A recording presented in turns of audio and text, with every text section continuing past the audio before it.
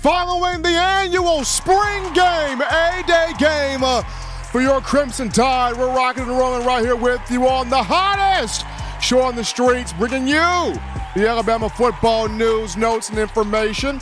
I'm yours truly, Stephen Smith of Touchdown Alabama Magazine. Happy to have you all in here on today. We bring you the show from the Magic City of Birmingham. We stream this to you through YouTube. Speaking of the channel, you guys know what time it is. You tap that subscribe button.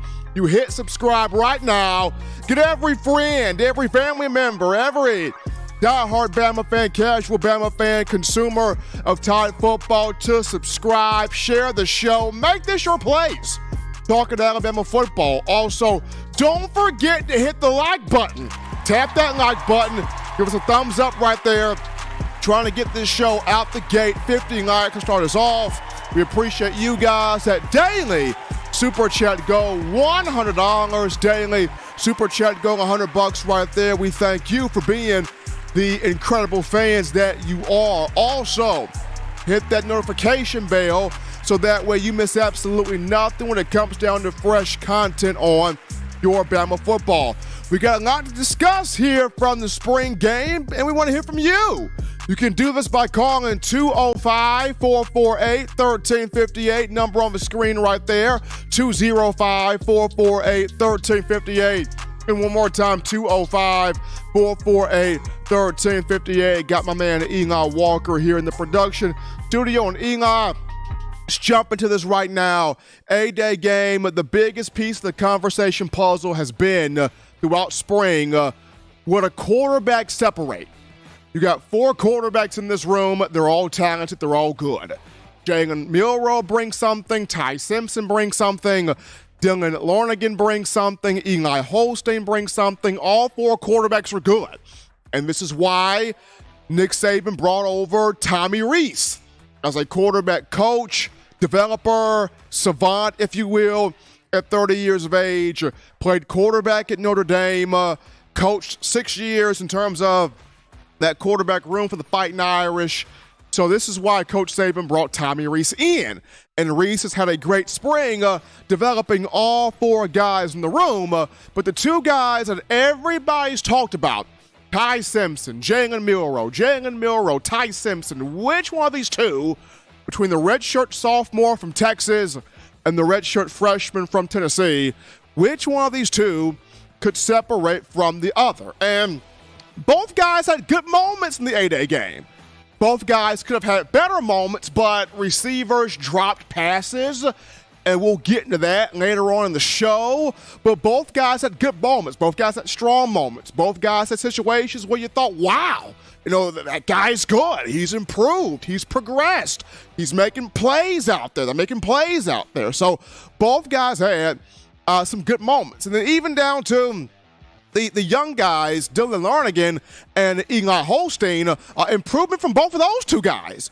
Both freshmen made plays. Both freshmen have improved. Both freshmen seem to kind of understand some things. They're growing more within the offensive system, within the culture of the team and of the program. But starting this thing off with Jalen Milroe personally, he struggled a little bit early on. He looked a little bit hesitant. But as the game kind of slowed down, he started making some plays. He started hitting on some throws. Eli, you were down on the field. Milroe had a beautiful 36-yard ball, put it dead on the money to Emmanuel Henderson, converted running back, now playing receiver, on what appeared to be a wheel route for a touchdown. Put it right there in the direct spot where it had to be. His throw to Emmanuel Henderson, kind of reminiscent of the practice throw he had to Ja'Cory Brooks for a touchdown that was dead on the money. So we saw that.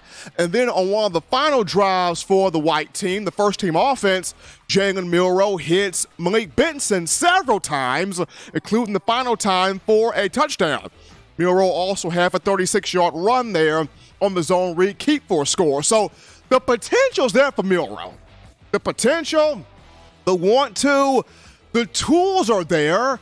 For Milroe, it's, can I just put it all together consistently? Can I just put everything together? It's like Milrow's got so many ingredients to make this quarterback cake here, but you got to put it all together for the cake to turn out right. That's the thing for Milrow. When you look at Ty Simpson, I thought if you remove the stats, because stats sometimes can be misleading, stats sometimes don't tell all of the story. If you look at just what Ty did on the field, how he performed out there, controlling, running the Crimson offense, and at times the White offense when he got a chance to go in there, Ty you can arguably say he had the best outing out there. Ty Simpson had about 5 to 6, maybe even 7 beautiful balls that were dead on, that were prime time throws. If you go back and you watch the spring game, he had about 7 throws that you're going, if that would have been caught. Ooh, if that would have been caught. Ooh, if that would have been caught. Touchdown. He had several balls put right on the breadbasket of these wide receivers that you think, if the receiver holds on to the ball, runs the right route, makes the play, touchdown, touchdown, touchdown, could be a touchdown. There was a drive or Ty was just in a groove, hitting guys. So you could arguably say he had the best day if you remove the statistics here from the fray. But not only with his arm, his feet had some sneaky athletic runs there. Had a 45-yard run on a zone read keep.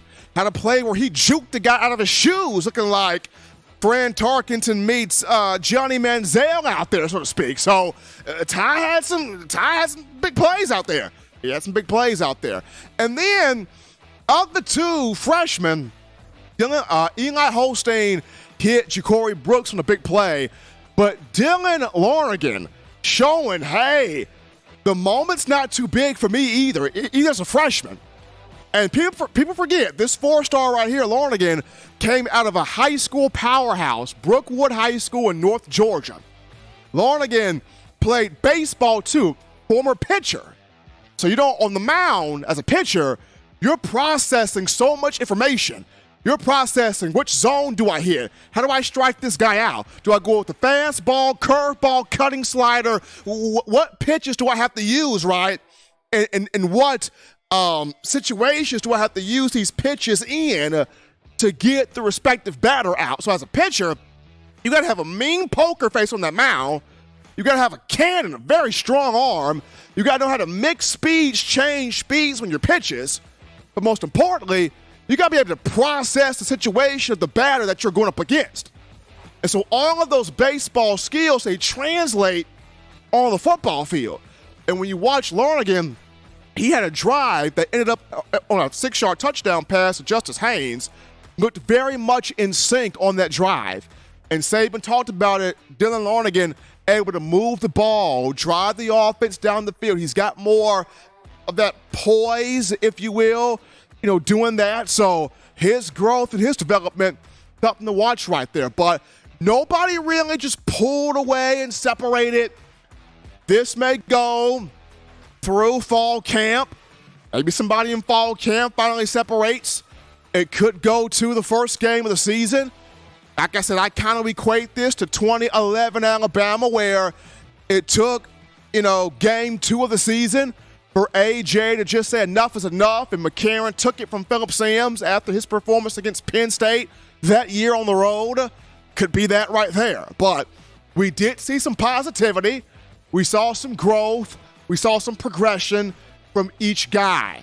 It's going to be interesting to see who pulls away moving forward. But we take our first break here on the show.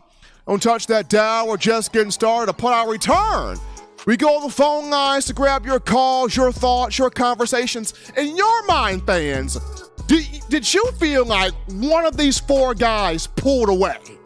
If you did, give us your thoughts. Line us up in the chat line right after this.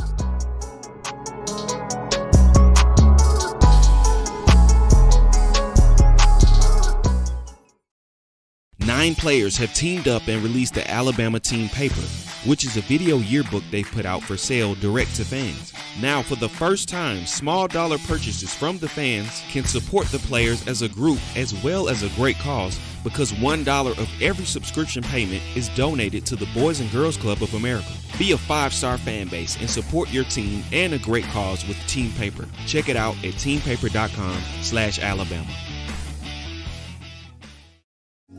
Remember the taste of Grandma's delicious sweets? Emily's Heirloom Pound Cakes brings back those precious memories with just one bite. Each cake made from scratch. They make the perfect dessert to share with family and friends for any occasion, and ordering is easy. Visit emily'sheirloompoundcakes.com. Click the online store and shop. Then pick up your fresh cake at the kitchen in downtown Homewood. Order yours online at emily'sheirloompoundcakes.com. Emily's Heirloom Pound Cakes, making memories from scratch. All right, folks, we're back to the action here from the break on the hottest show on the streets. Dropping your Bama football news in my own words, yours truly, Stephen Smith of TDA, the man Eli Walker in the production studio, fresh off the spring game. Crimson getting the 30-21 win over White, earning that steak dinner there. We got to shout out James Knox with the $4.99. Give him a super chats, dropping that love there in the bucket. Dancing, Stephen, appreciate that coming from James Knox. Continue hitting that like button, that subscribe button, showing that support to the show. But we go to the phone lines to grab your calls. The call segment brought to you by the Blue Wrench Gang, 205-448-1358. Number to call in, 205-448-1358. We grab this call. You're live on the show. What's happening? How we feeling? State your name and where you calling from. Hey, what's up, Steve? This is JD Long, man. What's going on? JD, what's happening? Hey, man, you got it, man. Hey, I think everybody over-exaggerating, man. Everybody just pump their brakes, man. We're going to be fine, man. I know everybody talking and stuff like that, man. I think we're going to be fine. I mean, all four quarterbacks, to me, show some potential. If I had to pick choose a quarterback today, I kind of would hedge on Miro. The reason why I say it too, Steve, okay, Miro did go against the first number one defense, right? He did, right. So, I mean, that was sending Malachi Moore on blitz and everything. I'm not making no excuse for him. He threw 2 interceptions. But I think Miro, if I was to choose a quarterback to start right now, I'm not saying he would beat Ty Sims or whatever, but if I was to pick a quarterback right now, I have still to go with Jalen Miro. Matters if he just clean up them turnovers. I just want to hear your thoughts on that, Steve. I'll let you go. Appreciate J.D. Long right there. I mean, Miro's got the experience coming from last year, playing against Texas A&M, and also coming in there against Arkansas for an injured Bryce Young. Got to clean up the turnovers, absolutely. Got to clean that up. But, I mean, like I mentioned, Miro also had some bright moments in that game. Big ball to Emmanuel Henderson. Big ball there to Malik Benson. The tools are there for Miro. It's just for him cleaning everything up and putting kind of a finished product together. If he can do that, then you already know what he is as a runner. The guy can flat fly. He's super athletic. He's fast. He's kind of got Blake Sims legs running out there. But if he can just put it all together from a passing standpoint, accuracy, reading the defense, coverages, going through each progression, there's potential there. Just have it all in order, having it all in line. That's the big thing for Milroe to work on going into the summer, and then, of course, fall camp, putting all of the ingredients together there. But we take this call here. You're live on the show. What's happening? How we feeling? State your name and where you calling from. Hi, Stephen. This is Tyler Reeves from Enterprise, Alabama. How you doing, sir? Doing fantastic, man. And yourself? I'm doing great. I'm going to hit a few topics real quick. I'm going to kind of piggyback off of what the previous caller said that, if you talk to a lot of Alabama fans, you think that the sky was falling. But being a football coach myself, really and truly, I looked at that A-Day game and I said from a quarterback standpoint and from an offensive standpoint, that was pretty much another scripted practice. Putting the offense in a lot of 10 personnel trips, doubles, putting them a lot of 20 personnel stuff that Alabama's not going to live and die by. They're not expecting Ty Simpson or Jalen Milroe to be Will Rogers over at Mississippi State. but they have to be able to throw the ball. They have to be able to be put in those situations. And I think Saban going into the game said, hey, let's put us in the really bad situations. If we can handle these situations, we're going to have growth as an offense. I think in the QB battle, you also have to consider there were tons of drops, and there were just some really good defensive plays. There were a couple of interceptions that were just really good ball plays by the DBs. So when it comes to spring games, I turned the spring game off. I feel the same way I feel about a lot of Alabama spring games. I'm kind of like unimpressed. You're kind of like sitting there going, I'm not unimpressed. There was a lot of good performances, but you don't get that really jolly feeling. You just kind of get that sort of even keel, like everything's going to be okay, but I did see the physicality up front. The defense was playing fast. They were playing physical. They didn't seem like they were hesitant or unsure of themselves. And so I'm glad to see that Kevin Steele's bringing that to the table. I do think, I'm going to say this, I do believe Caden Proctor may be the guy that pushes for that left tackle position because he was the most consistent. Granted, he was not facing Dallas Turner or Chris Braswell, but I think he's going to be kind of a guy that's going to surge as we get into fall camp. And I can see him becoming like the next type of like Cam Robinson. So, Stephen, like I said, hey, man, I appreciate you taking my call. I'd love to hear your thoughts on what I had to say. And, hey, roll Tide.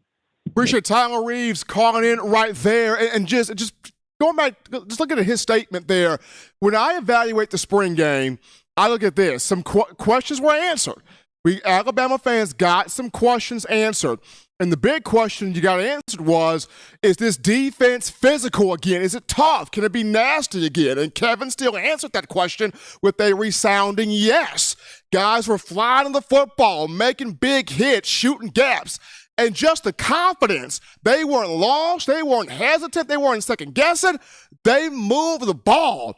Even if it was a mistake, they confidently still moved the ball. And those are things that you can correct if it was a mistake. They played fast. They played physical. They played with no fear. They weren't hesitant, and they flew to the football. So defensively, that question was answered. You got some questions answered there on the offensive line. I like Elijah Pritchett. I think he's got talent there, but as of right now, I think the speed a bit too much for him at that left tackle spot. Maybe you flip J.C. Latham the left tackle and have Pritchett at right tackle, or maybe you keep Pritchett at right, you keep Latham at right tackle, you put Caden Proctor at that left tackle spot and keep Latham at right tackle. So you got some options to play with, but I think when it comes to spring games, you evaluate the big picture. Are we having more questions answered? Did we leave the game with more answers than what we had questions? And I feel like for a lot of the Alabama Nation out there, a lot of us left the game with, okay, we did leave with a bit more answers than questions. So that's always a good thing right there. We take this call here. You're live on the show. What's happening? How we feeling? State your name and where you calling from. Good evening, Stephen. This Nicholas Johnson from Mobile, Alabama. How you doing today, sir? Doing great, man. And yourself? I'm doing great. Can't complain. So, I noticed during this, as the rosters released on the white team, that we had the actual wide receiver core that I predicted, which would be Malik Benson at the X, Ja'Cory Brooks at the Y, and then Isaiah Bonds holding down the slot position. But I still, it caught up my eye, all those drops we've seen Saturday. I just want you to kind of talk about, do you think it's like more so the lack of chemistry they have with quarterbacks and Milroe and Simpson, or is it a bit of a focus factor? Which one do you feel like was a combination of the two? It could be a combination of the two, but I lean more so, Nicholas, toward the focus factor. A lot of these guys, you just got to catch the ball. You have when you're breaking in a young, inexperienced quarterback, whether it's Milroe or Simpson, you got to help your guy out by catching the ball, especially if that ball's put on you, directly on you, in your space and area. You've got to come down with that football. I go back to the Amari Coopers, the Calvin Ridleys, the Devontae Smiths, Jerry Judys. Those guys they spend hours catching passes, catching balls out the jug machine to make sure those hands were on point after every single practice. And I would encourage this group of wide receivers here to do the same thing, because when you have a new quarterback, a young quarterback, you've got to help that guy out. When he's seeing drops, that hurts his confidence. You got to catch the football. Yes, I definitely agree. It's definitely the point of Devontae Smith doesn't have the best hands I've ever seen anybody in college. So appreciate the answer, and roll tide. Absolutely. Appreciate Nicholas Johns, my man Nick, calling out of Mobile right here too. The show, we grabbed this call. You're live on the show. What's happening? How we feeling? State your name and where you calling from. Hey, this is Josh from Birmingham. How you doing this evening? Doing great, Josh. And yourself? Doing pretty well. I called, several weeks ago, and mine was about the QB race. Sorry, I'm trying to put my dog in a pen. The QB race, and talking about how it was, it's not a racial thing, and I was talking about the progressions. And I just thought it was interesting that Nick Saban, which he said the exact same thing, and I can't quote verbatim, but it was like, hey, you stay in a pocket, go through your progressions, and then basically make the best decision and take what the defense is giving you. So this is my question to you, Stephen. So in saying that, I heard about Jalen's last drive. A lot of people were talking about, and I didn't get to watch the game, but this one guy who's an insider at Alabama said, hey, he was going against walk-on DBs. Like that last drive, like the defense was not the starting defense. It was walk-ons. Because if you look at them, like these are guys, these are not SEC guys. These are walk-ons. He said, so we got to pump the brakes there. But in my mind, what was funny was everyone talked about this freshman. Like if he just got here and he's already kind of showing poise, like Nick Saban said in the offense, do you see this guy being a backup to Jalen this summer? Fall, because at the end of the day, I think Jalen's going to be the guy. It sounds like it. Sounds like Ty's not the guy. It seems like it's a little too big for him. I'm assuming it was like a vanilla offense. Like it was a typical A-Day game offense. No, you're not going to show everything, but it sounds like Jalen did the best. So who's going to be the backup? Do you see a professional coming in and taking over from Ty Simpson? And I have something else after this. I'll let you talk. I don't see Lornigan or hosting more so Lornigan taking it over from Ty Simpson. I think Ty would be if Jalen's the starter, then Ty would be the backup, and Lornigan would be just prepare as if you're the next guy in line and be ready if your number has to be called. But I think if Jalen ends up as the starter, Ty Simpson would be the backup. Okay. And then, hey, so what's your opinion on this offense? I call a little bit because I was shocked when Elijah Pritchett was the left tackle. Like, why didn't you move Jalen JC over? So after this past weekend, what was your opinion? Because I kept everyone talking about the second team offensive line, like the guy from Finland and Proctor. So do you see one of these guys or both of them? Because I don't know even how Dalcourt did, but all I heard was 9 sacks. I know it's two-hand touch, so I know at the end of the day, I know Jalen probably could have broke some of the tackles if they were. I don't even know how close they were. But, you're playing two-hand touch. But it sounded like Elijah Pritchett, who was not going against our start, if you think about it, he wasn't going against our best linebackers, our best edge rushers. He was going against our backups. If he was given that much, if he was given that much pressure, who do you go with? If you wasn't confident with J.C. Later at the beginning, you try Elijah Pritchett. Who do you go to next at left tackle? What do you think, Steven? I think if Saban was to keep Nathan at right tackle, which if I was Saban, I would switch Nathan to left tackle, but Saban keeps him at right tackle, but you would have to look at the freshman Caden Proctor. You would have to look at him at that left tackle spot. Olase Nganina, that guy's a beast. I think right now he would start off as a guard, but if you had to take a freshman to put him at that left tackle spot if you want to keep J.C. Latham at right tackle. But I would look at Caden Proctor. But appreciate my man right there, Josh out of Birmingham, for that call. We take this call here. You're live on the show. What's happening? How we feeling? State your name and where you calling from. What's up, Steve? This is Ant from Birmingham. Ant, what's happening?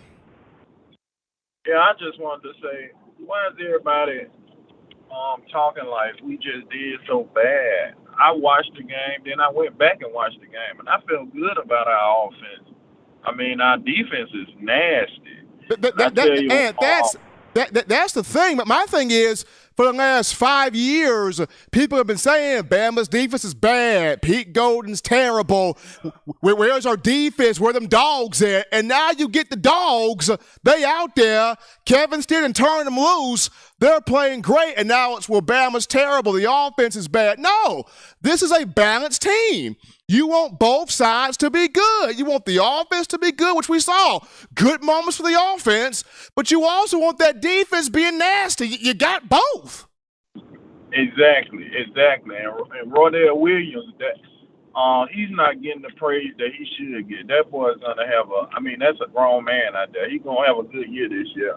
And I think both quarterbacks did decent. I gotta tip my hat to Jalen a little more, but I heard my Ty had a thumb injury or something. I'm not sure how strong that is, but I like the accuracy of Jalen when he made the right play. But I just think our corners are that great that you can't get no separation on them, man. That's all I had, and appreciate you having me. Roll Tide. Appreciate Ant there calling in from Birmingham. That's the thing. You want to have good on offense. You want to have good on defense. You want to have that balance. And that's what we got in the spring game. Now, was it sexy? No, of course not. But when have Alabama spring games ever been sexy? I mean, I understand when Tua Tagovailoa came through, you had some sexy moments in there. But in general, when has Alabama spring game ever been sexy in terms of offense and defense? It's been balanced. You know, the offense gets some plays in there, but then the defense, they get some plays in there too. And that strength on strength, that's good on good. That's what you want. You want good on good. You want to see good moments there from your offense. Can your offense move the ball? Can it push the team? Can it push the guys down the field? Can your defense get some penetration? Can they create some turnovers? Can they make some plays? If you get both, you're happy with that. If you get both, you're happy with that. And that's what you saw over the weekend. But we grabbed this call. You're live on the show. What's happening? How we feeling? State your name and where you calling from. Hey, Steven, man. It's Ty Alexander from Huntsville. What's up, man? Doing great, man, and yourself? Good, man. Good, man. I just wanted to call, man. A lot of people are talking about the quarterbacks and the offense and how Jalen, you know, how they were, like, throwing interceptions. But to me, man, that secondary was balling. That's what I'm saying. You got athletic depth back there. Right, and that's what impressed me, man. I saw guys like Caleb Downs, Dez Riggs. I mean, did you see when Jake Pope popped Jermaine Burton? Oh, wow. You know what? His new nickname is Hitman Pope. Like, for real, bro, they were playing hard. You know what I'm saying? So it's kind of hard to tell if the offense is, you know, that shaky, or the defense is just playing that good. So, you know, I just wanted to call and get your opinions on the secondary, man. Roll Tide, brother. Appreciate Ty calling in from Huntsville. I like the secondary, and I'll dive into this more later. But Kool-Aid had great moments out there. Terrion Arnold continues to grow at that corner spot, had an interception out there. Malachi Moore had his own show back there. Earl Little had some big plays back there. Caleb Downs, Dez Riggs, Antonio Kite, like player on player on player. Jake Pope, guys made plays out there. And this is a secondary that a lot of these guys are battling for a spot. A lot of these guys are going mano a mano. They are battling for a spot here under secondary coach Travaris Robinson. So he is teaching those guys. He is training those guys. Those guys are coming up making tackles, making hits, reading the ball, getting the head turn, picking balls off. I mean, Eli, did you not see the soundness of the tackling? Whether it was Caleb Downs coming down here, wrapping up, getting in form, whether it was Christian Story reading the ball, picking it off, whether it was Malachi Moore coming home on a blitz, like these guys are playing fearless, relentless, sound football. They know what they're doing. They know what they're doing. They're trusting in what Kevin Steele's putting out there, and they're playing with utmost confidence. I've said this. You got both over the weekend. You got big plays by the defense, and offensively, you had progression. What you want? Progression. Take this call. You're live on the show. What's happening? How we feeling? State your name and where you calling from. Mike from Chicago. How's it going, Stephen M? Doing great, Mike, and yourself? Doing good. I thought it was a good spring ball. This is the thing I'm concerned about, okay? Did players play themselves into the portal? So what I mean by that is like Q-Rob had a hell of a spring game. He did. He can start probably 80% of other. I mean, there are guys like Jake Pope. I thought he had a good one. He can start other places. Did people play well enough to where they don't want to sit, and do they want to get in the portal? Now, I'm knocking on wood. I hope all these people stay. But there was a lot of guys who play on second string that, you know, did they play themselves to say, hey, do I want to sit around here? Do I want to spare time, or do I want to go ahead and go somewhere and start? Because Colorado's lost about 100 players, and they're looking for players right now. So that's the only thing. I thought it was a good spring game. I thought both sides played well. That's what I expected. As you said, Alabama's never played a sexy spring game. It's pretty much been back and forth. But I'm concerned about the portal. I'm waiting for May 1st to come. Portal locks up, and we keep our players. As I always say, roll tide. Appreciate Mike from Chicago calling in, and I agree with that sentiment. It's, you know, you really want to keep everybody in Tuscaloosa, but Mike is correct. Several of these guys played extremely well, and you wonder, did they play themselves into an opportunity to possibly pursue the portal if a spot becomes open, if a team has open spots for them? Hopefully by May 1st, and it's portal lockup time, that nobody hits that portal and these guys have the patience to stick around. I've said this, Eli. If Alabama, no injuries, guys stay healthy, injury-free, and guys have the patience, don't get too antsy. You have the patience, you stick around, this is a big championship team because the pieces are there. I mean, I've never seen Nick Saban say several times, I like this team. I like this team. I've been waiting on this team. I love the energy. I love the physicality. I love the toughness. We don't have soft guys. Saban said this, we don't have soft guys on this team. They play with passion. They play tough. They play physical. They want to please the coaches. They don't look for an easy way out. When Saban said that, I'm like, oh, here we go. Here we go. So as long as these guys, no injuries, God forbid, no injuries, and don't get too antsy. Be as patient as you possibly can. Stick around. Could be a nasty championship team right here. But call topic here, folks. We go to the man, the legend himself, Jalen Hurts, former Alabama quarterback. He signed his record-breaking NFL contract today for the Eagles. That 5-year deal worth $255 million, $179 million of that guaranteed. Hurts put pen to paper on that today. Howie Roseman, Jeff Lurie, happy to see that all come to fruition there as the Eagles have their guy. But even with him getting the Brinks truck of money, the 24-year-old hungry, he said, hey, money's fine. Championships are better. I mean, does Jalen Hurts have the best one-liners or what? His money's cool. Championships better. He's got a Vince Lombardi trophy on his mind. Now I'll say this. Got a good shot to get that in the coming fall here. We're going to go to a break right here on the show, folks. Don't touch that dial. Continue to hold through the call lines if you're on the call. If you're still in the call queue right there. When we get back, we discuss the other standouts, the other marquee moments, players, position groups from the 8-day game. We'll jump into it after this.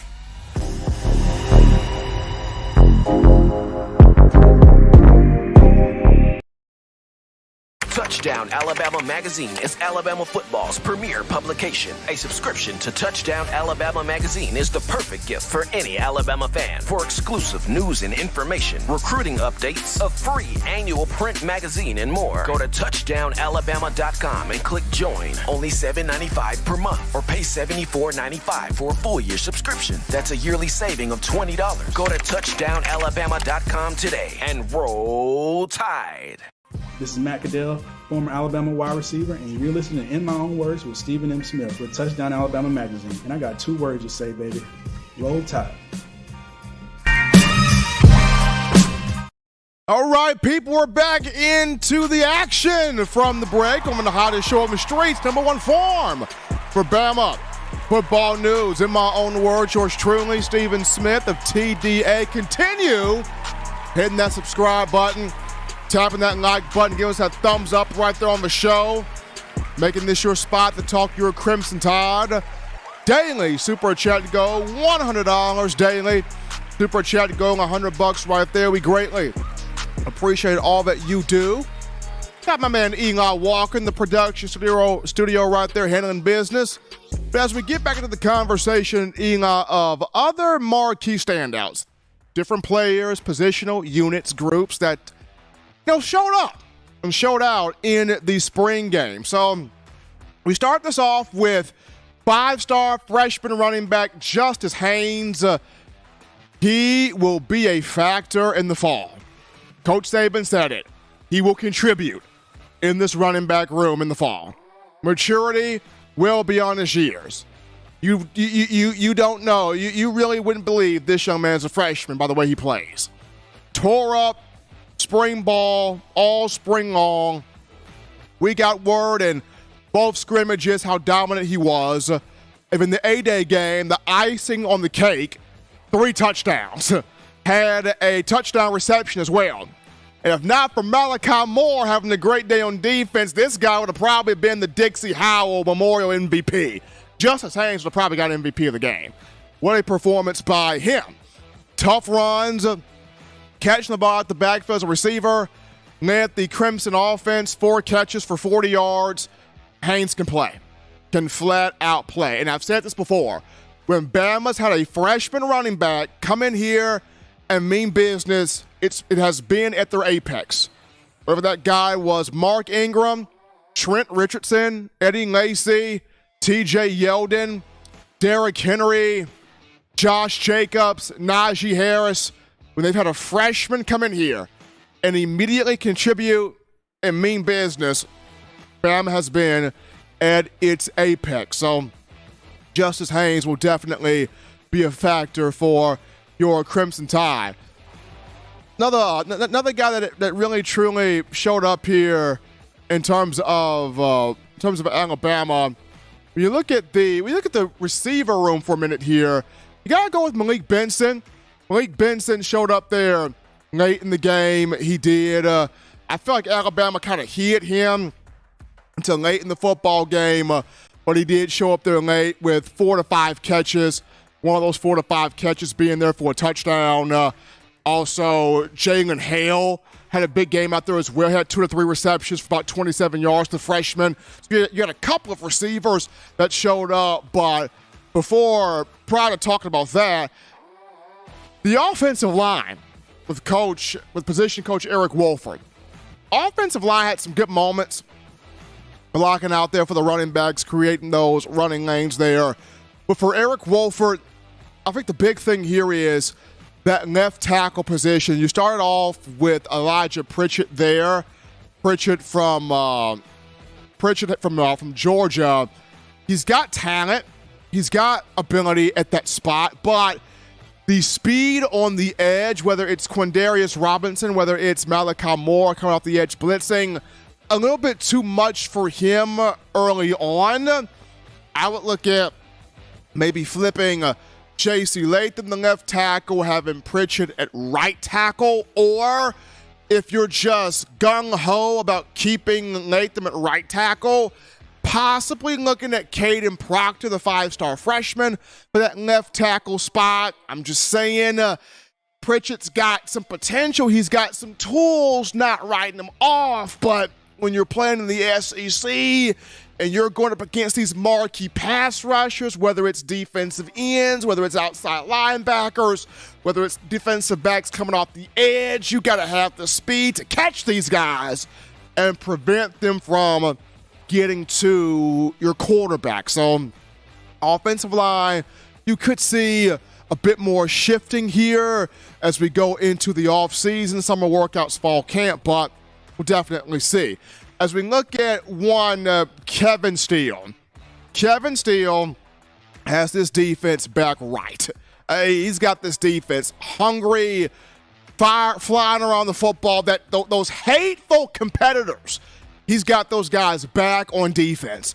Whether it was the defensive line creating pressure with Jamil Burrows up front, with Jaheim Otis up front, with different other guys up front. Whether it was the linebackers, Justin Jefferson creating plays, the JUCO transfer, Tresman Marshall hitting gaps, Jahad Campbell hitting gaps, Sean Murphy hitting gaps. Linebackers were hitting gaps, shooting, flying to the football. Kevin still had those guys doing that. Whether it was the outside linebackers, Quindarius Robertson, Keanu Coate, Jeremiah Alexander getting to the quarterback, that was happening. Whether it was the defensive secondary, several guys making plays, Kevin Steele has this defense playing with a controlled aggression, a swagger, a discipline, an energy, just a different attitude to it. And Malachi Moore talked about it.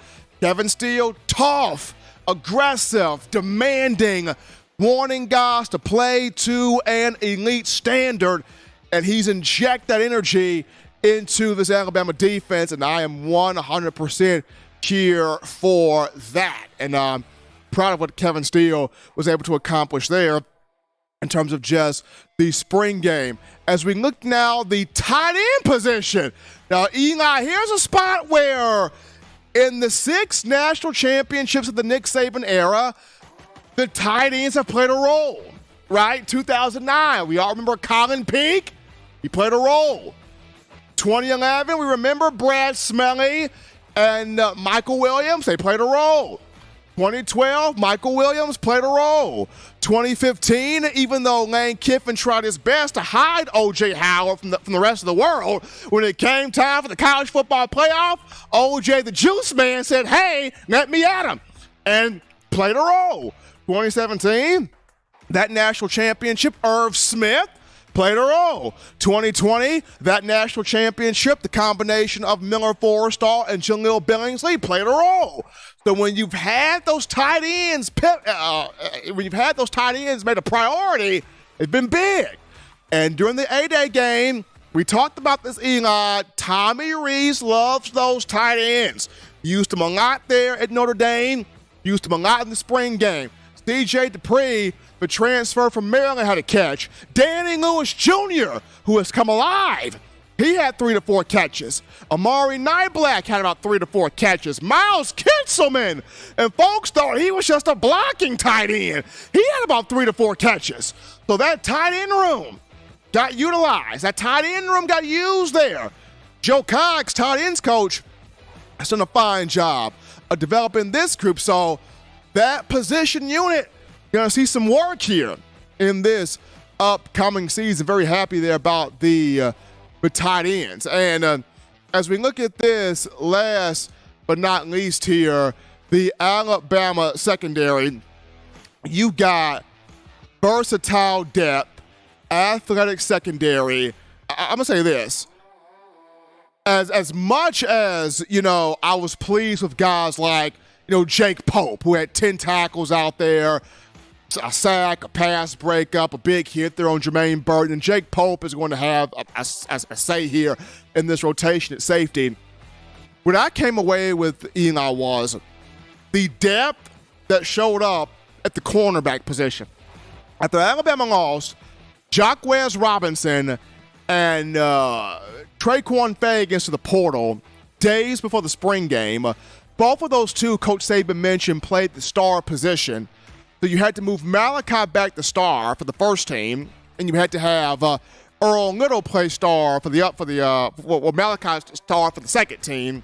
Earl Little had to play star for the second team defense there, or for the first team defense there.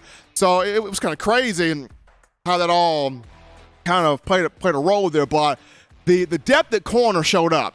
Antonio Kite had 3 pass breakups. That was huge. You had Des Ricks, 3 pass breakups. That was huge. So you've seen the depth there. Jalen Hurts had some good moments out there. So you're seeing the athletic, versatile depth, and Coach Saban talked about it. You got to grow some guys up quick. You got to grow some guys up fast. Des Ricks, Antonio Kite, ready for the growing process. Jalen Hurts, ready for the growing process. So that was good to see Alabama locate some athletic depth there in its secondary, especially at the boundary corner position. But we take another break here, folks, on the show. On Touch That Down. Upon our return, we would go back to the phone lines to grab your calls, your thoughts. We get back to a dialogue with you, the fans, right after this.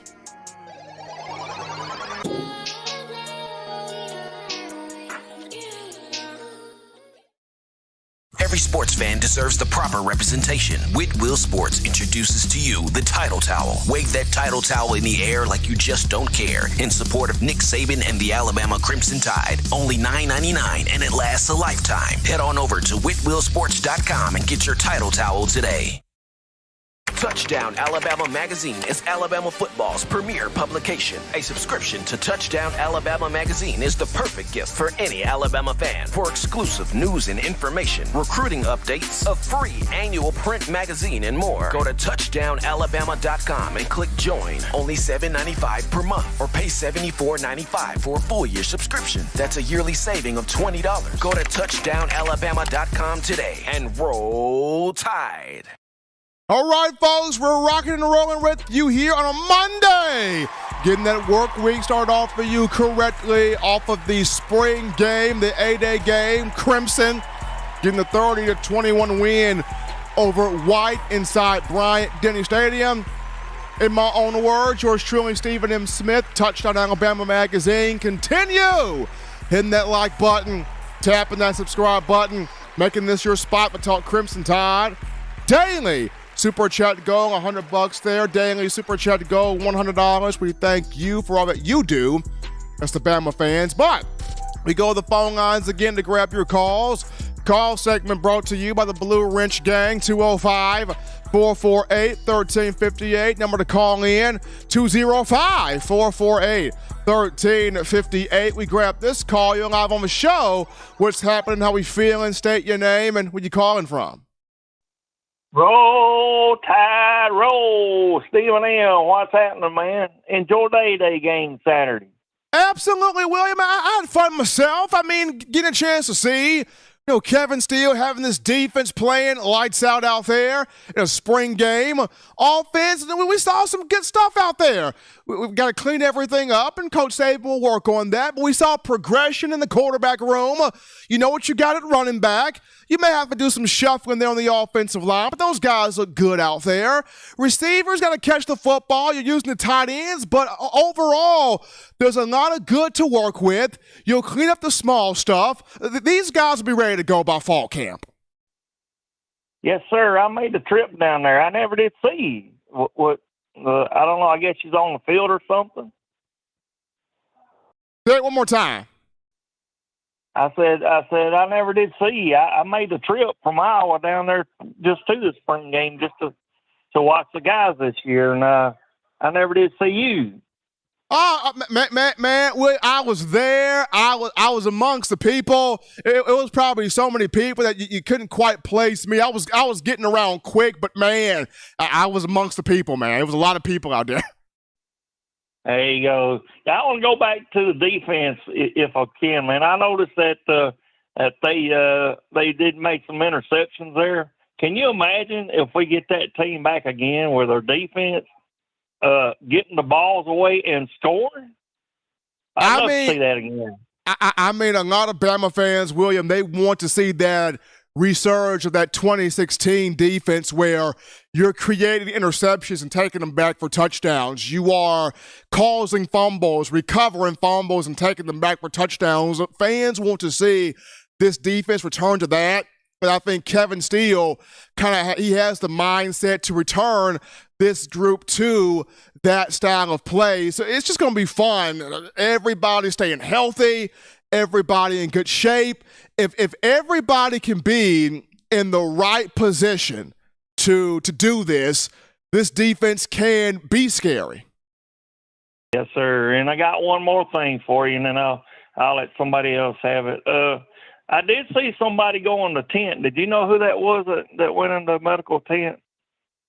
I'm not quite sure who that was that went in the tent. I know people were talking about Ty Simpson had a little bit of a hand thing. I didn't quite see it, but I didn't see anybody that went in the tent. But according to Coach Saban, there was no injuries to report after the game. So if somebody went in the tent, it was probably for something very minor because they came back out and played. There were no injuries to report after the A-Day. Okay, well, I didn't notice the name, but I believe the number was 56 or maybe 57, something like that.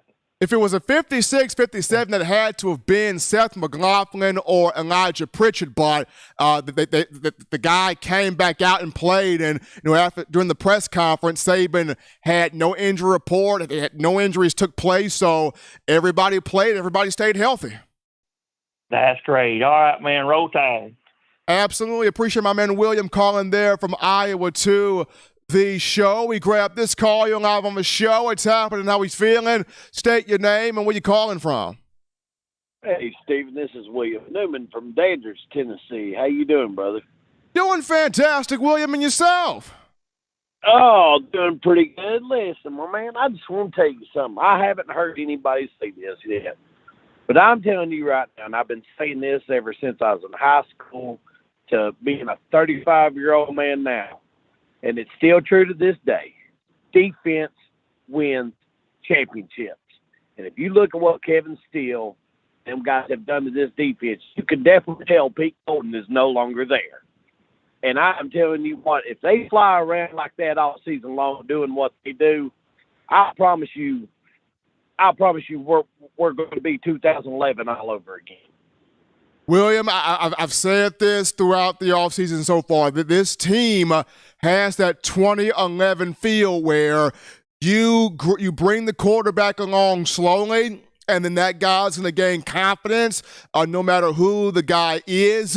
But looking at Kevin Steele from the spring game, guys knew what they were doing out there. Even if they made the wrong read, at least they made the wrong read with confidence. And they still flew through the gap, flying around, playing fast. Now, you can make the wrong read, but if you play fast, that's something that you can at least clean up. So those guys knew what they were doing out there. Right, yeah. And you know, that's what I've always been told. I played ball my whole life. And we always told by our coach, and I was coached old school style, if you going to mess up, you mess up all the way. But you make sure you find somebody and hit them. And that's what they seemed like they were doing yesterday. And I tell you what, like I said, and you look at Georgia, their offense for the past 2 years was not all that great. But Stetson Bennett knew that he could rely on that defense because he knew that defense was going to get the ball back. And I got that feeling that's where we're at right now. Like I said, they made a complete 180 page, and I was very impressed with them. Let's say him fix, he'll get the quarterback situation figured out. The man's won 7 national championships. He didn't win them by being an idiot, so he knows what he's doing. But, brother, I appreciate you taking my call, and I'll let somebody else call in. I just kind of want to voice my opinion on that. Appreciate William calling in from Tennessee on the show. We grabbed this call here. You're live on the show. What's happening? How we feeling? State your name and where you calling from. Roll Tide Roll. My name is Timothy Jones from Summerville, Georgia. What's going on, man? Nothing much. I just got one quick question. Go ahead.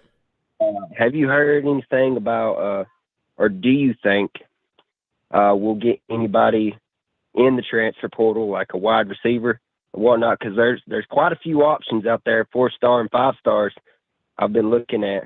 So have you heard anything? Do you think we will?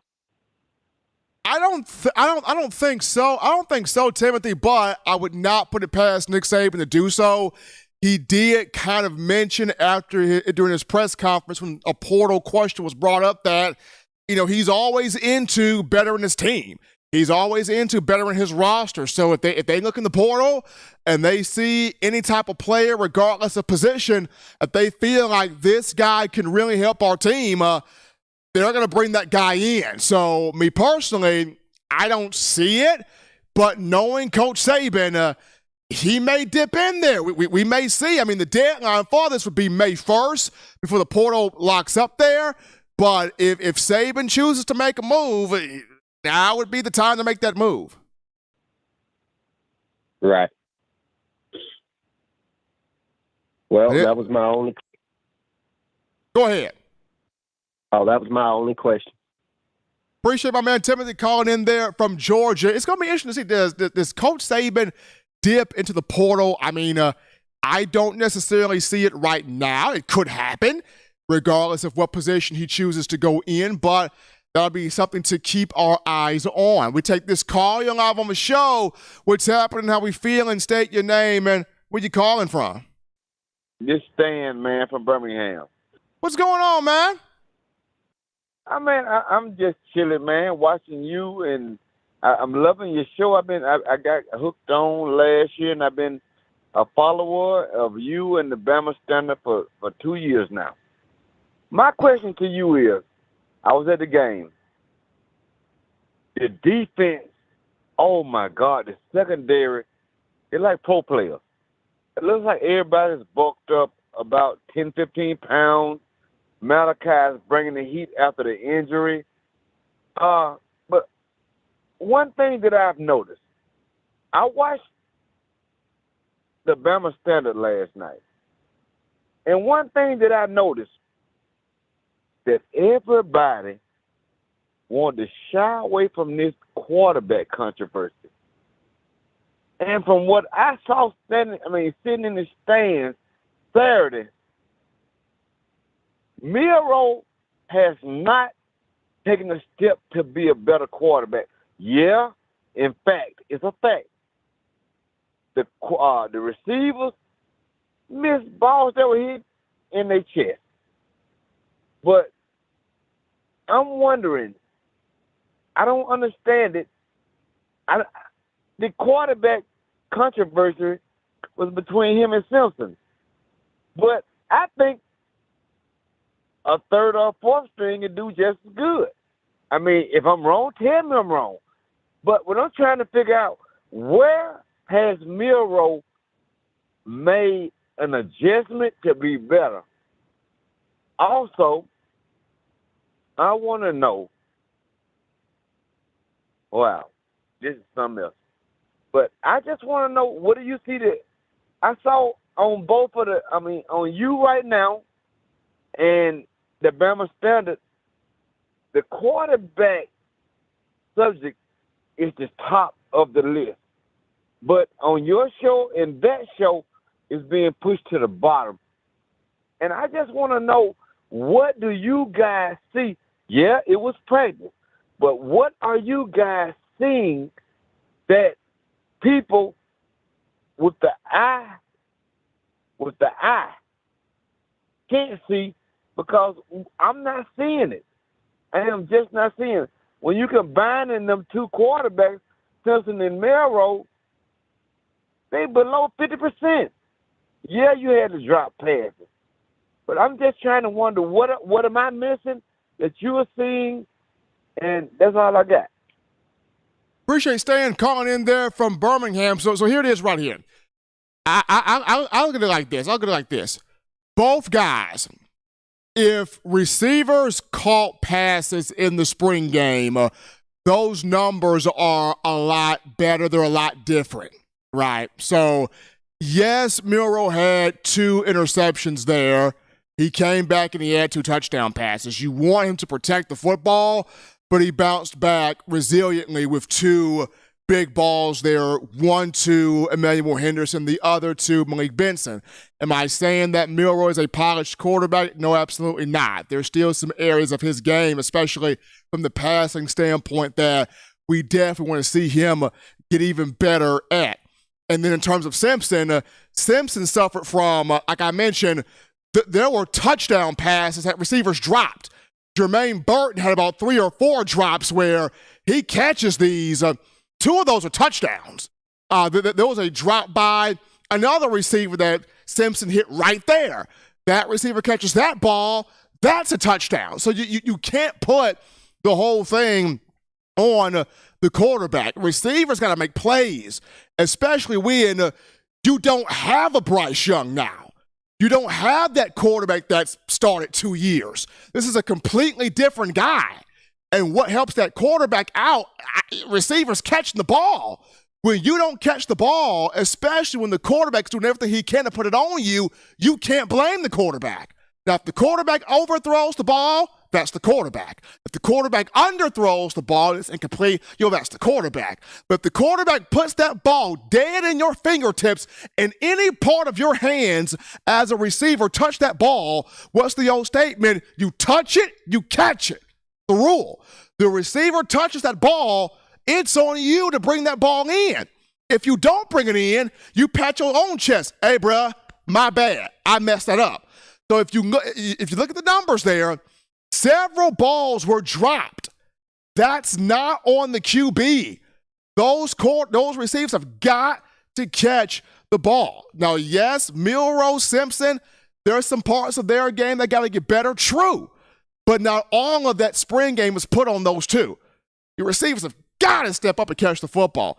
We take this call. You're live on the show. What's happening? How we feeling? State your name and where you calling from. Hey, Stevie, this is Michael from South Carolina. How you doing, man? Doing great, Michael, and yourself? I'm doing pretty good. I had a couple questions for you. Go ahead. So one is, with all the receivers that we have right now, who are you most looking forward to see really, come out in the season and really show up? Kendrick Law, Kobe Prentice, Shaz Preston, Isaiah Bond, and those guys. Like, who are you very much looking forward to seeing really stride in this season? I'm really looking forward to seeing Prentice. I'm looking forward to really seeing Bond. I'm looking forward to seeing Malik Benson. I really want to see Ja'Cory Brooks just be that full, consistent guy every time. Those guys right there. Now, Shaz Preston, I'm looking forward to seeing him getting worked in more to that rotation.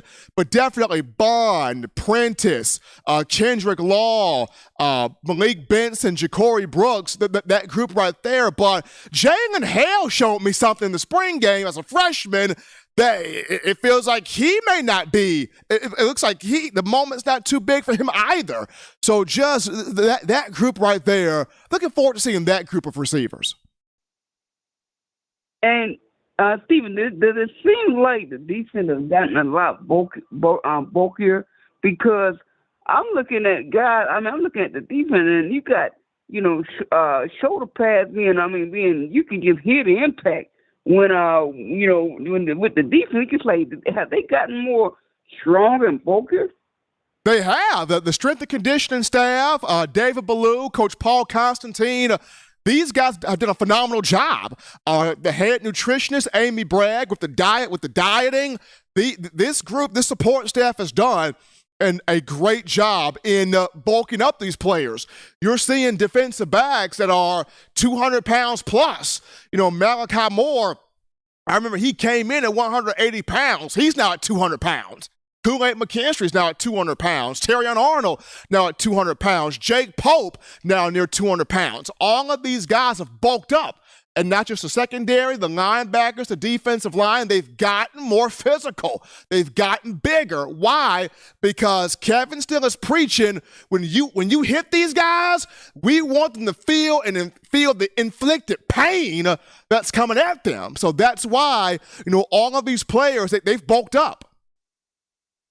And then my last question is, Stephen, like the last call was talking about the quarterback situation between Simpson and Milroe. I'm not ready to give up on Jalen Milroe just yet. I know he's got a lot of learning to do and a lot more. I mean, he showed me after those interceptions. I mean, he came back and really showed what he could do. And let's not forget the games that he carried when Bryce Young was out with the injury last season. It showed me what he could do. Ty Simpson's the guy that I believe that he will get his chance when it comes. But I am not ready to give up on Jalen Milroe just yet. I still see him as starting off as the starting quarterback for the season. What do you think, Stephen? I for one, Michael, would not completely write off Milroe. It's a competition. Both guys are pushing each other, Milroe and Simpson. You even got the two young guys, Larnigan and Holstein, pushing everybody also. And I kind of equate to this. 2014, people quickly wrote off Blake Sims, and we saw what happened. And Blake Sims had a terrible spring game in 2014. And people wrote Blake Sims completely off. And Blake becomes the quarterback 2014 and set, passing records, 3,487 passing yards, 35 total touchdowns there. And I remember that. And of course, you look at people, when Jalen Hurts was playing here, it was, Jalen can run, but he's not no passer. He can't distribute the football. And look at the growth that he has taken in the NFL to become that complete full package quarterback. So I'm not one to completely write Milroe off the map just yet. It's just going to be fun to see this summer who really takes onus to not only win that team, but truly show I am the complete quarterback to play consistent, protect the football, make explosive plays, be the all-around package guy. That's what my eyeballs will be on. Appreciate my man Michael from South Carolina calling in here to the show on a Monday. We continue here. Well, I thought we had a phone call there, but we continue with the other call topic, Eli. And call topic, A.J. McCarron, former Alabama quarterback, three-time BCS national champion, including 2 times as a starter, 2011 and 2012. His season in the XFL has come to an end with the St. Louis Battlehawks finishing the year out at 7-3. Hate they didn't make the playoffs, even with the winning record. The way that playoff bracket went was just weird. But McCarron, even though not in the playoffs, did something special. He set the XFL single-season record for touchdown passes, 24, surpassing the mark of 18 that Tommy Maddox had in 2001 in the XFL. So big props to McCarron. I think he's proven that he can still play this game and play it at a high level. And I'm hoping that a lot of NFL teams watch this and they're thinking, you know what, we wrote off AJ a little bit too soon. Give his brother another opportunity. Hopefully that happens there, because he balled out in the XFL throughout this season. But we take our final break here on the show on Touch That Down. When we come back, we wrap up loose ends talking about this wide receiver room. This is a big, big year for Holman Wiggins as wide receivers coach. And we'll talk about that to wrap it up after this.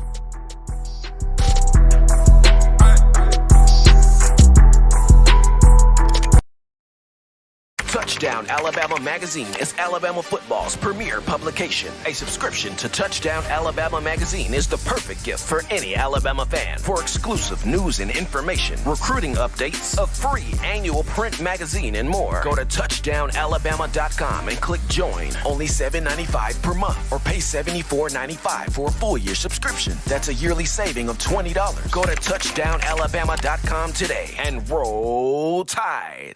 Thank you for tuning in. Show your support right now by clicking that like button. If you haven't subscribed, hit the subscribe button now and enable all notifications to make sure you don't ever miss any of the best Alabama football news, notes, and information right here on Touchdown Alabama.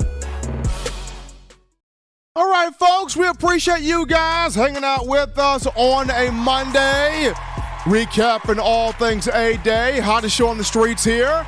Talking Bama football news in my own words. Yours truly, Stephen Smith of TDA. Man, Eli Walker in the production studio. Continue tapping the like button. Giving us that thumbs up, hitting that subscribe button as well. Making this your spot here to talk Bama football.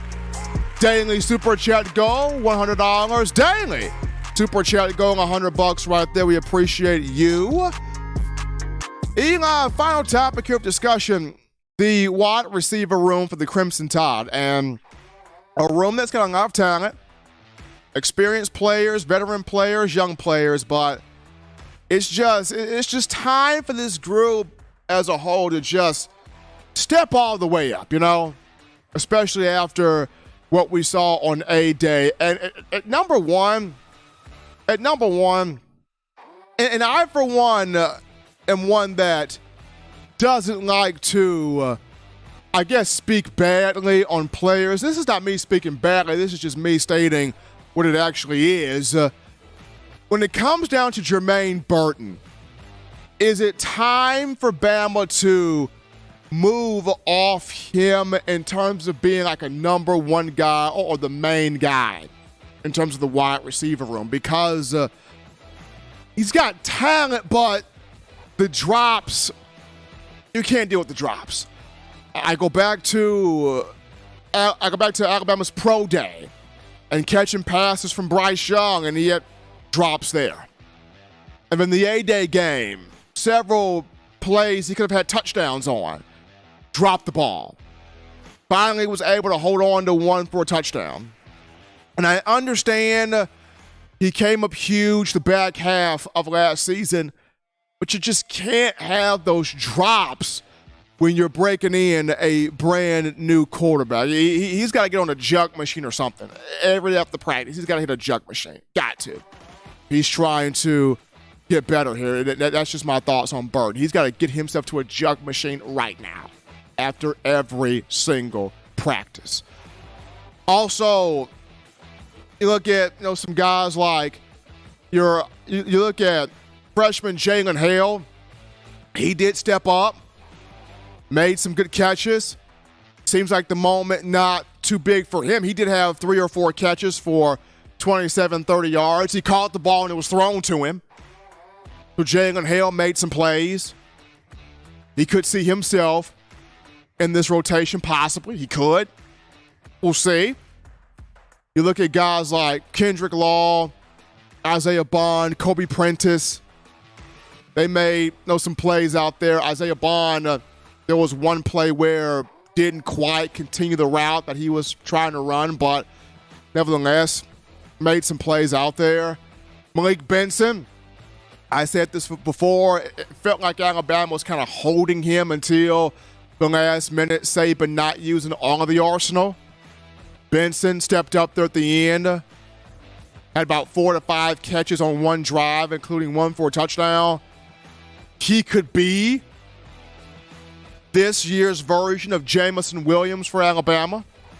We'll have to check that out. Emmanuel Henderson stepped up in the A-Day, have a 36-yard catch from Jalen Milroe for a touchdown. Milroe put the ball right there. Malik Benson made the nice catch. Not Malik Benson, Emmanuel Henderson, made the nice catch right there. So you've got talent in the receiver room.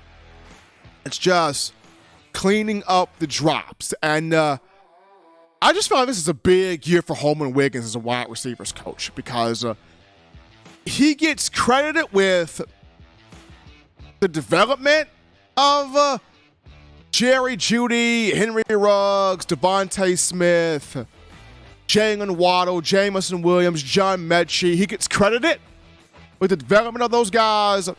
And yes, he did put polish on those guys, but those guys were developed before Holman Wiggins got there.